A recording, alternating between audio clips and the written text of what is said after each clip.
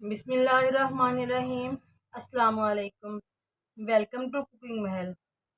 आज मैं आपके साथ पेशावरी चपली कबाब मसाला की रेसिपी शेयर करूंगी। तो इसके लिए मैंने ये कुछ चीज़ें ले ली हैं। ये घर में बड़ी आसानी से घर में ही पड़ी होती हैं चीज़ें, उनसे ही मसाला तैयार हो जाता है।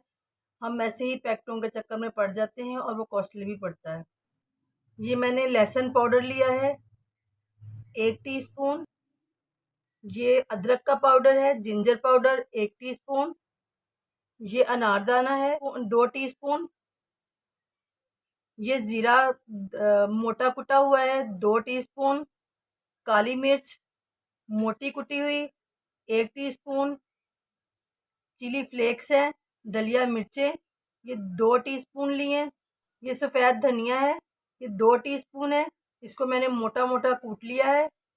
ये काला नमक है, ये हाफ टीस्पून है। ये चाट मसाला है 1 टीस्पून। ये नमक है 1 टीस्पून। ये जो सारा मसाला है ये 1 किलो के लिए हम रेडी कर रहे हैं कि 1 किलो कीमा होगा तो उसके अंदर हम इतना मसाला ऐड करेंगे। इन सब चीज़ों को मिक्स कर लेंगे। अनारदाने को मैंने मोटा मोटा क्रश कर लिया था।